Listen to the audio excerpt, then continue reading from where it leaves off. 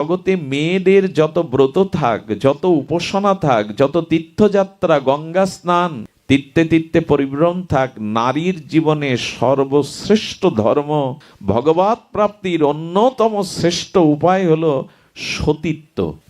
পাতিব্রতা ধর্ম নারীর সর্বশ্রেষ্ঠ ধর্ম, সতীত্বই হলো নারীর জীবনের সর্বশ্রেষ্ঠ ধর্ম। তার দৃষ্টান্ত আমি আপনাদের একটু জানাচ্ছি, যদি মন দিয়ে শোনেন। আমাদের ঋষিদের মধ্যে অন্যতম ছিলেন ঋষি অত্রি। এই অত্রি ঋষির স্ত্রী সহধর্মিণী, ইনি হলেন দেবী অনুসূয়া। দেবী অনুসূয়া অন্যতম শ্রেষ্ঠ এই ধরিত্রীর মহাসতী। শুধু সতী বললে ভুল হবে, মহাসতী। দেখুন, মানুষ এই যে গঙ্গা স্নান করতে যায়, গঙ্গা স্নানে পতিত পাবনী গঙ্গা, সদ্য পাতক নাশিনী গঙ্গা, হরির চরণশ্চ্যুতা গঙ্গা আমাদের পাপ নেয়। যদি গঙ্গার প্রতি শ্রদ্ধা থাকে, গঙ্গার প্রতি যদি আমাদের নিষ্ঠা শ্রদ্ধা থাকে, বিশ্বাস থাকে, তবু গঙ্গায় স্নান করলে পাপ দূর হয়, এটা সত্য। কিন্তু এই যে কলিহত জীব আমরা মার গঙ্গার বুকে আমাদের পাপগুলো ধুয়ে রেখে আসলাম, তো এই পাপগুলো যে গঙ্গায় থেকে গেল, গঙ্গাই পাপগুলোকে কি করে শোধন করবে? গঙ্গা বলছেন আমাতে যে পাপ রেখে যায় জীব, এই পাপ আমি কি করে শোধন করব? গঙ্গা দেবী তখন এই পাপ শোধনের জন্য গেলেন কোথায় জানেন? মাতা পার্বতী, জগৎমাতা লক্ষ্মী কমলা দেবী এবং ব্রহ্মার ঘরণী দেবী সরস্বতী, তিনজনকে একত্রিত করে বললেন, মা, আমার বুকে কলির জীব যে পাপ রেখে এসছে, এই পাপকে আমি কি করে, এই মলিনতাকে কি করে আমি শুদ্ধ হব, উপায় বলে দাও।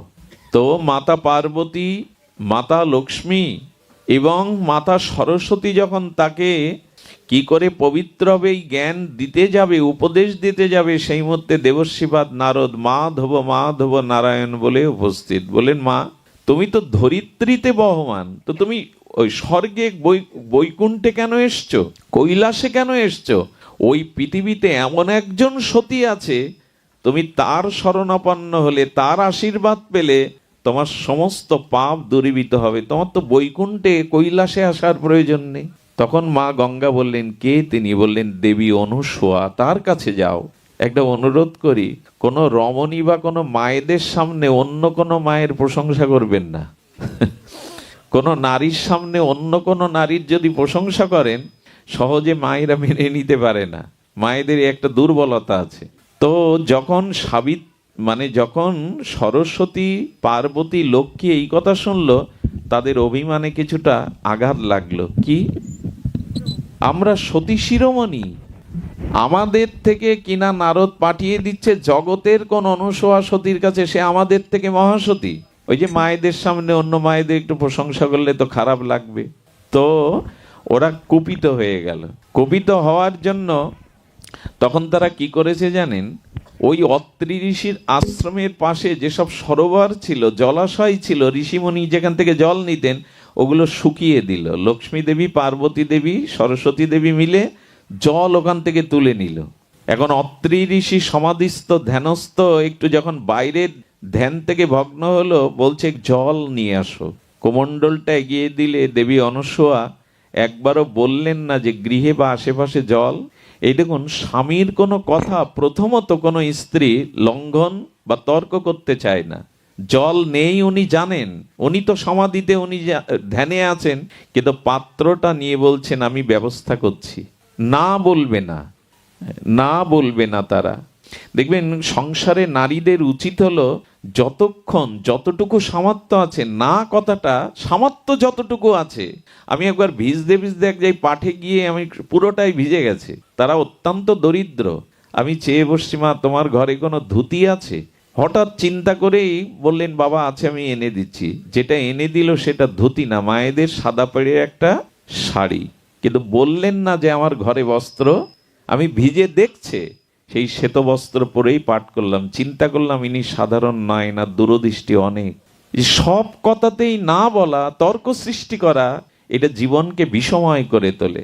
উনি জল নিয়ে তখন গঙ্গাকে স্মরণ করছে, মা, পতিদেবতা জল চেয়েছে, একটা করুণা করো, উপায় করো। আর গঙ্গাও তো আসছিলেন ওই সময় দেবী অনুসূয়ার দর্শনের জন্য। যেই গঙ্গাকে দেখেছে, বলে, মা, আমি তো আপনার কাছে আসছি, গঙ্গাকে পেয়ে বুকে জড়িয়ে ধরে বলছে, মা জল নাই। কেন জানি না, এখান থেকে জল তত্ত্বই এখান থেকে উঠে গেছে, জল নাই। বললেন, মা সামনে ঝর্ণা আছে, আমি ওদিকে দৃষ্টিপাত করছি, ওইখান থেকেই ঝরো ঝরো জল পড়বে, জলটা নিয়ে মণিকে দিন। দেখুন, সৎ কোনো উদ্দেশ্যে যদি আপনি পথে বেরোন, উপায় একটা হবেই হবে। আগের থেকেই যদি না বলে দেন, চেষ্টা কিছু, পথে তো বেরোন, পথে বের হন। অনেকের মনে ইচ্ছা করে আমি একটা ভাগবত অনুষ্ঠান দেব, ধর্মীয় অনুষ্ঠান দেব, কিন্তু আমার অর্থ নেই। একবার পথে বেরোন, একবার সৎ সংকল্প নিয়ে সংকল্প করুন। কোনো মহৎ কাজ কখনো বেঁধে থাকবে না, কোনো না কোনো উপায় দৈব থেকে কৃপা হতে আপনার কাছে আসবেই।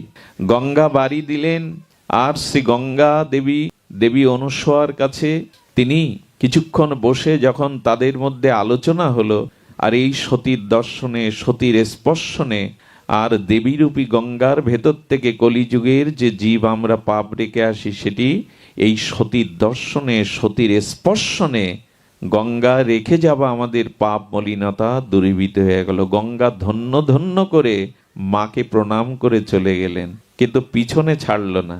দেখুন, মায়েদের মধ্যে নারী জাতি আর এক নারী জাতির প্রতি প্রতিহিংসা পরায়ণ খুব বেশি হয়, প্রতিহিংসাটা ওখানে খুব বেশি হয়। সরস্বতী এবং পার্বতী এবং লক্ষ্মী দেবীর মাথার ঠিক নেই, সতীত্বর উপাধি জগতের একজন নিয়ে নেবে আমরা থাকতে। আমরা পরীক্ষা করবো, এমনি এমনি ছাড়বো না। আরে জল তো পেয়ে গেল গঙ্গার, এবার পরীক্ষা কি করবে জানেন? ভোলানাথকে ডেকেছেন পার্বতী, লক্ষ্মী দেবী নারায়ণকে ডেকেছেন, সরস্বতী ব্রহ্মাকে ডেকেছেন, যাও আমরা সতী থাকতেই জগতের একজন মহাসতীর উপাধি পাবে, এ আমরা সহ্য করতে পারছি না। তবে যদি সত্যিই মহাসতী হয়, ওকে পরীক্ষা দিতে হবে, যাও। কাকে কাকে পাঠাচ্ছেন? ভগবান শঙ্করকে, ব্রহ্মাকে এবং বিষ্ণুকে। আপনারা পরীক্ষা করে আসুন সে মহাসতী কি করে হয়।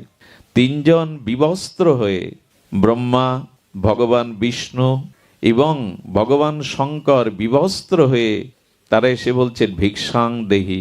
অত্রি ঋষি তখন তপস্যায় বসেছে অনতি দূরে জঙ্গলের মধ্যে, আর মাতা অনুসূয়া, দেবী অনুসূয়া ঘরে একা।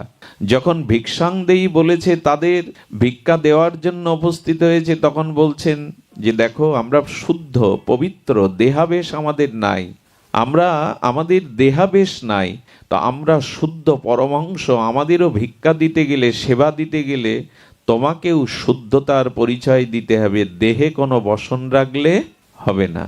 কত বড় পরীক্ষা বলুন তো। ঘরে গিয়ে স্বামীকে স্মরণ করছেন, উপায় বলুন, কৃপা করুন, শক্তি সঞ্চারিত করুন, আমাকে সুবুদ্ধি দিন।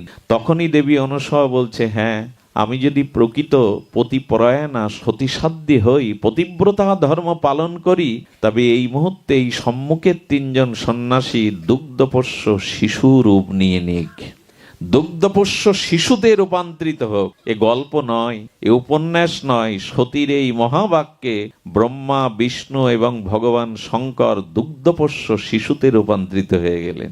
আচ্ছা, দুগ্ধপোষ্য ভূমিষ্ঠজাত শিশুকে কোলে নিতে মায়ের বুকে বস্ত্র লাগে? সন্তানকে কোলে নিতে মায়ের দেহাবেশের অভিমান থাকে? ওদেরকে বুকের স্তন পান করালেন, সেবা দিয়ে দীর্ঘ 6 মাস দোলনা করে, খেলা আনন্দ দিয়ে তাদের প্রতিপালন করতে লাগলো। ওই 6 মাস প্রতিপালন করতে গিয়ে মাথায় হাট উঠল বৈকুণ্ঠেশ্বরী লক্ষ্মীর, ব্রহ্মণীর এবং পার্বতীর। বলে, ফিরে তো এলো না পরীক্ষা করতে গিয়ে। নারদ বলছে, কোনোদিনে ফিরবে না, উনি তো যত নষ্টের ঘোড়া। লীলাগুলো বলেন, মা কোনোদিন আর তোমাদের স্বামীকে তোমরা, বলে কেন?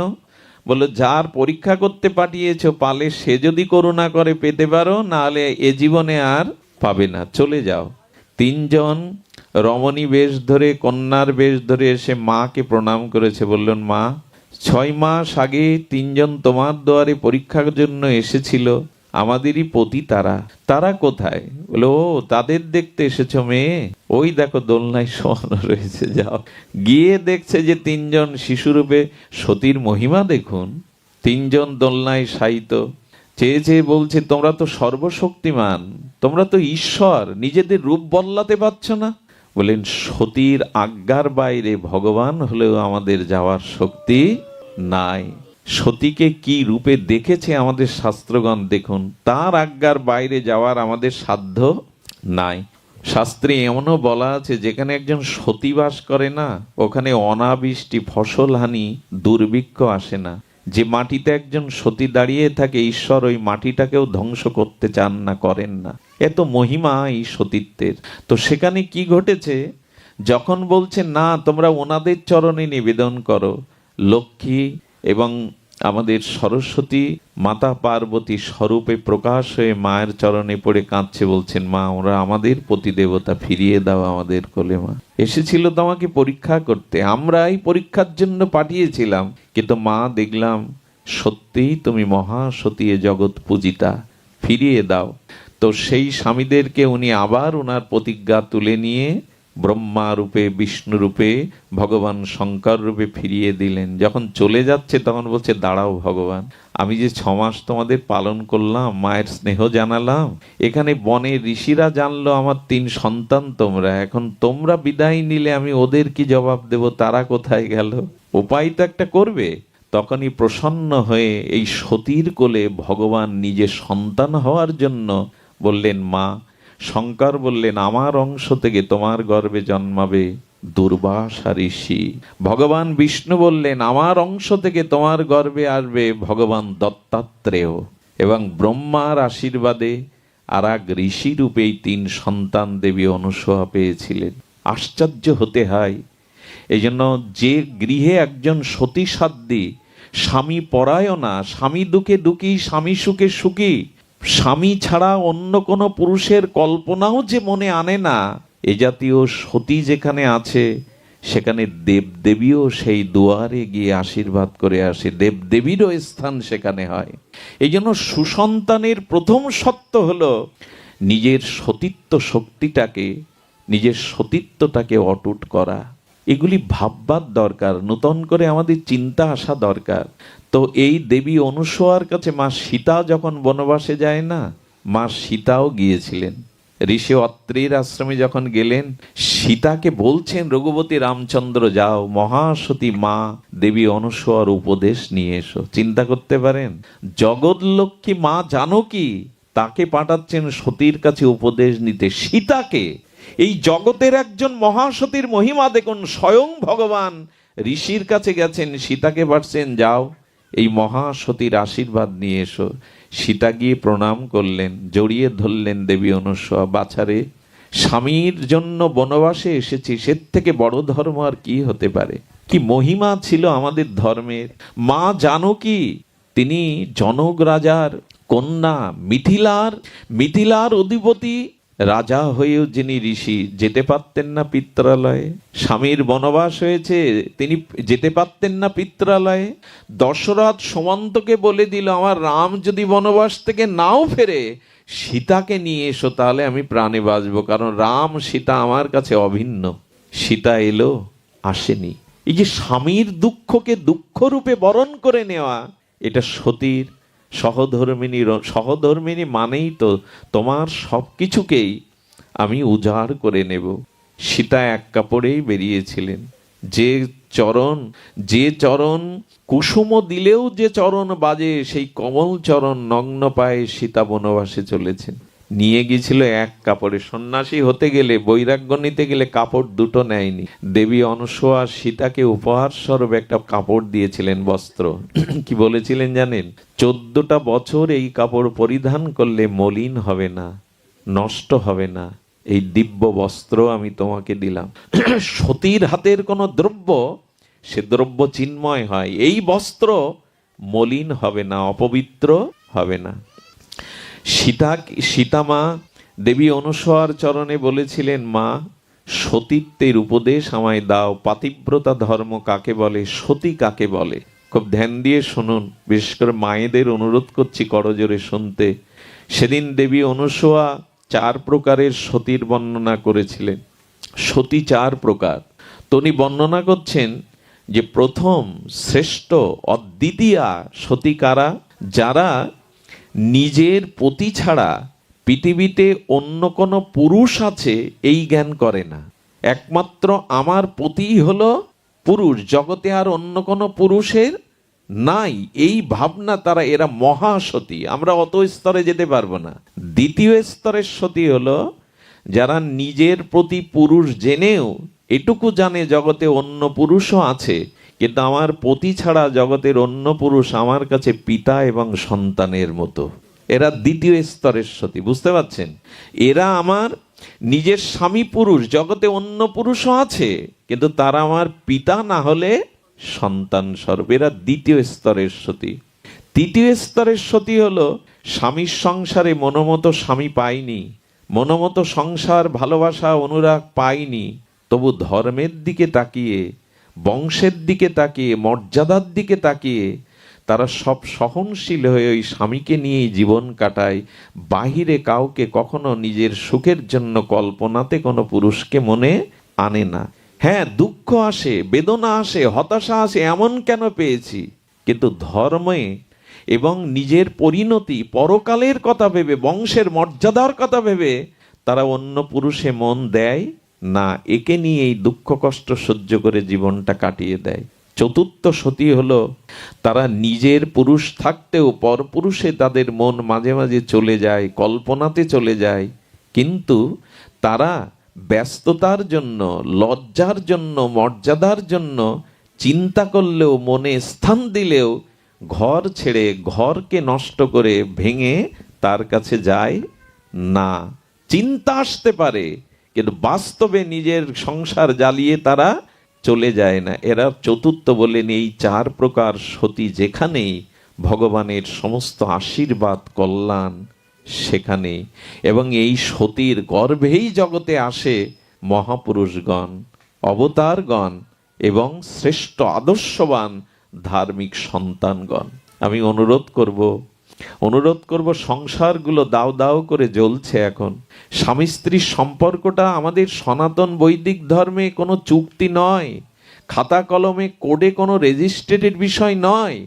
ব্রাহ্মণকে, অগ্নিকে, দেবতাকে সাক্ষী রেখে বৈদিক মন্ত্রের উচ্চারণের দ্বারা আমরা যাকে গ্রহণ করি, এই গ্রহণটা জন্ম জন্মান্তরের।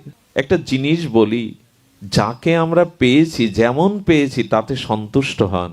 অন্যের দেখে কল্পনা প্রবণ হয়ে যান। আপনার যোগ্যতা, কর্মফল অনুযায়ী আপনি যে সংসারে যাকে পেয়েছেন ওইখানেই ফুল ফোটাতে চেষ্টা করুন। চেষ্টা করলে পাহাড়েও ফুল ফোটানো যায়। ধৈর্য থাকলে, সতীত্ব থাকলে, নিজের ভেতরে যদি ধৈর্যশালীলতা থাকে, সুব্যবহার থাকে, তাহলে কত মাতালকেই, কত অসুরকেই সৎ চরিত্রবান করতে দেখেছি আমরা এই চোখে, এইটুকু বয়সে। পারে নাকি মায়েরা সেবা দিয়ে, ভালোবাসা দিয়ে তারা পাহাড়েও ফুল ফোটাতে পারে, দৈত্যকেও তারা দেবতা বানাতে পারে। এ ক্ষমতা মায়েদের আছে। মনে আছে সেই কথা? বলো না, মনে আছে সেই কথা? আরে এক স্বামী জুয়াখোর, মদখোর, স্ত্রী মানে সে সতী সাধ্বী রমণী, স্বামীর কাজে উপদেশ দিয়েও, বাধা দিয়েও যখন তাকে আটকাতে পারল না, তখন তাকে ছেড়ে দিল ভাগ্যের হাতে। তো নেশাগ্রস্ত, পরস্ত্রীতে আসক্তি হতে হতে জরাগ্রস্ত হয়ে গেল, হাত পা পড়ে গেল। তো স্বামীকে লোকের বাড়ি দাসীগিরি করে, ঝিগিরি করে খাওয়ায়। স্বামীর দিকে তাকে একদিন বলছেন, তোমার আর কোনো মনে ইচ্ছা আছে জানালে আমাকে জানাতে পারো, আমি চেষ্টা করে দেখব। কি বলল জানেন? কারণ মানুষের শরীর বিদ্ধ হয়, মন বা বাসনা বা কামনা বিদ্ধ। দেখবেন মরার সময় আমাদের শরীর শিথিল হয়ে আসে, চোখে দেখতে পায় না, সমস্ত ইন্দ্রিয়গুলো তাদের কার্যকারী ক্ষমতা হারিয়ে ফেলে, অবশ হয়ে যায় শরীর। কিন্তু মন বিদ্ধ, মনে কোনো রোগ আসে না। মন তখন বলবতী হয়ে সারা জীবনের স্মৃতিগুলো মনে করতে পারে। কামনা কখনো বিদ্ধ হয়? বাসনা কখনো বিদ্ধ হয়? বিদ্ধ হয় না। শরীর বিদ্ধ হয়, কিন্তু কামনা বাসনা মন বিদ্ধ। এই জন্য মনে মনে ওই সময় চিন্তাগুলো উদয় হয়। তো সেই স্বামী কি বলছে জানেন? অমুক গ্রামে একজন অপূর্ব সুন্দরী গণিকা পতিতা আছে, আমি এক রাত্রি তার কাছে কাটাতে চাই। চিন্তা করতে পারেন? মানে তার বাসনা এখনো। স্ত্রী জানতে পেরে ওই গ্রামে সন্ধান নিলেন। সন্ধান নিয়ে সেই সুন্দরী গণিকার কাছে গিয়ে বললেন, দিদি, তোমার যদি কাজের দাসী লাগে তুমি এই অভাগিনীকে রাখতে পারো। পরিচয় দিলেন না, প্রথমে কিছু বললেন না। এই দেখুন, 6 মাস ধরে প্রাণ ঢালা সেবা করে তার কাছ থেকে বেতন নিত না। আমি চাইলে আমি প্রয়োজন হলে চেয়ে নেব দিদি। 6 মাস পরে বলছে, তোমার মতো মানুষ কি হয়? আরে এই যুগে তোমার মতো মানুষ পাওয়াই কিছু নিচ্ছ না, সমাজ ধরে সেবা করে যাচ্ছ, মায়ের মতো বড় দিদির মতো কিছু তো নাও। সেদিন হাত দুটো জড়িয়ে ধরে বললেন, একটা জিনিস আজকে চাওয়ার আছে, কথা দাও দেবে। তার স্বামীর ইচ্ছার কথাটা জানালেন। পতিতা হলেও সে তো মাতৃজাতির রমণী, কেঁদে ফেললেন। এরকম স্ত্রী পেয়েও এবং সতী পেয়েও যার এই প্রলোভন, বলে আমি তোমার ইচ্ছা পূর্ণ করব, তাকে নিয়ে এসো। এই ঘটনাটা চৈতন্য চরিতামৃতের পাতায় স্থান পেয়েছে। সাধারণ ঘটনা না, গল্প নয়, উপন্যাস নয়। ওই স্ত্রী, এই বিপ্রয়ের স্ত্রী তখন কি করলে জানেন? স্বামী ভালো করে হাঁটতে পারে না, তো তাকে ধরে করে নিয়ে যাচ্ছে সেই গণিকার প্রাসাদে। আর ওখানে একজন ঋষি তীরের উপরে বসে জঙ্গলে তপস্যা করছিলেন, জঙ্গলের পথ। ওর তো পা ন্যাগলা, বল নেই, ওই পাটা ঋষির, ধ্যানস্থ ঋষির গায়ে লেগে গেছে। ধ্যানের মধ্যে দিয়ে বললে, কেরে পাপিষ্ট, আমি তীরের উপরে এর জাতীয় ভজন করছি, ক্লেশ কষ্ট স্বীকার করছি, এর পরেও আমাকে কষ্ট দিলি, কে তুই? আমি তোকে অভিশাপ দেব, আগামীকাল সূর্য উদয়ে যেন তোর মৃত্যু হয়। স্বামীকে পাশে বসিয়ে এই সতী হাহাকার করে উঠলেন, হে মুনি, হে আচার্য, ক্ষমা করুন, লঘু অপরাধে গুরুদণ্ড দিবেন না। আমার স্বামী অসুস্থ, অসাবধানতায় লেগে গেছে, ক্ষমা করে দিন। চোখের জলে চরণে যত নিবেদন করে, বলল ঋষি বাক্য ফিরে আসে না, বৃথা হয় না, এ অভিশাপ খাটবেই। যখন কাঁদতে কাঁদতে অনুরোধ করতে করতে চোখের জলে শুনল না, তখন বলছে, শুনুন, তবে আমিও প্রতিজ্ঞা করছি, আগামী কালের সূর্য উদয় হবে না যদি আমি সতী হই। বিশ্বাস করুন, সূর্য উদয় আর হয়নি। ব্রহ্মার টনক নড়ে গেল। সৃষ্টিই তো নষ্ট হবে যদি সূর্য উদয় না, ধ্বংস হবে, সমস্ত সৃষ্টিই তো রসতলে যাবে। ব্রহ্মা বিষ্ণু মহেশ্বর পরিকল্পনা করে বললেন, ওই সতীর কাছে যান, সতী যদি অভিশাপ ফিরিয়ে না নেয় প্রতিজ্ঞা, তবে পৃথিবীর গতি থেমে যাবে, সৃষ্টি রসতলে যাবে। ব্রহ্মা এসে বলছেন, মা তোর প্রতিজ্ঞা ফিরিয়ে নে, না হলে সৃষ্টি আর রক্ষা করা যাবে না। আমি প্রজাপতি ব্রহ্মা।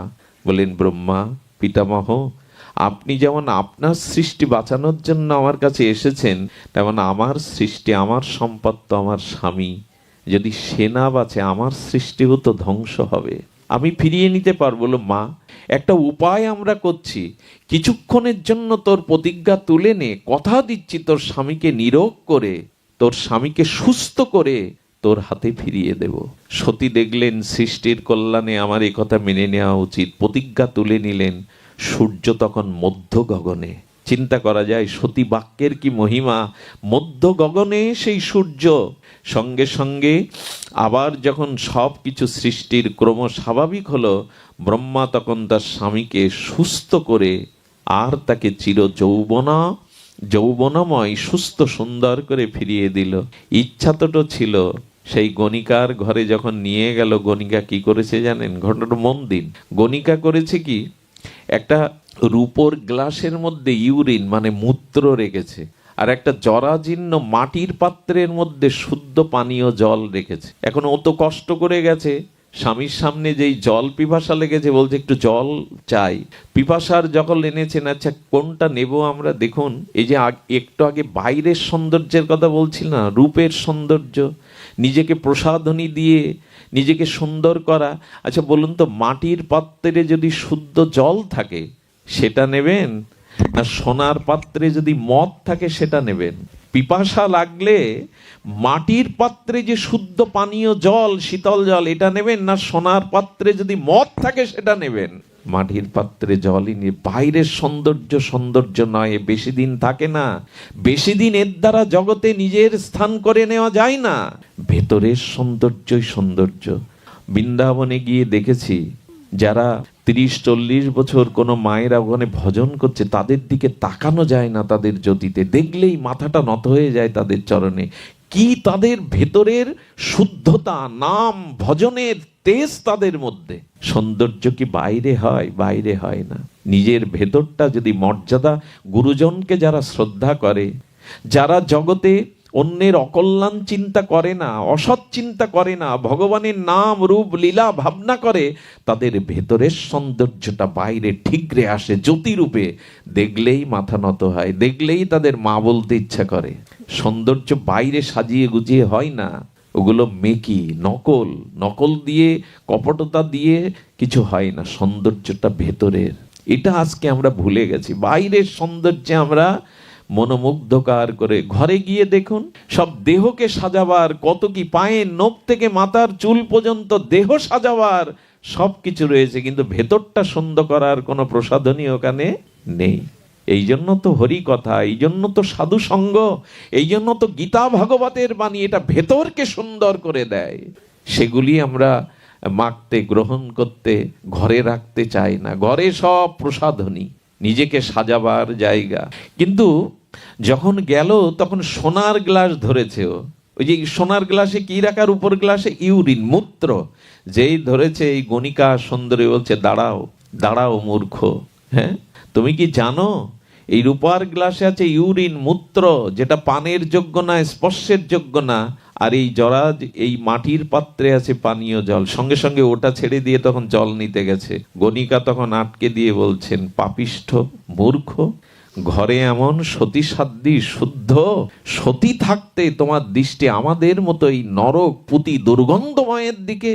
তখনই ওনার জ্ঞান ফিরল এবং এই সতী স্বামীকে নিয়েই সাধনায় ব্রতী হলো।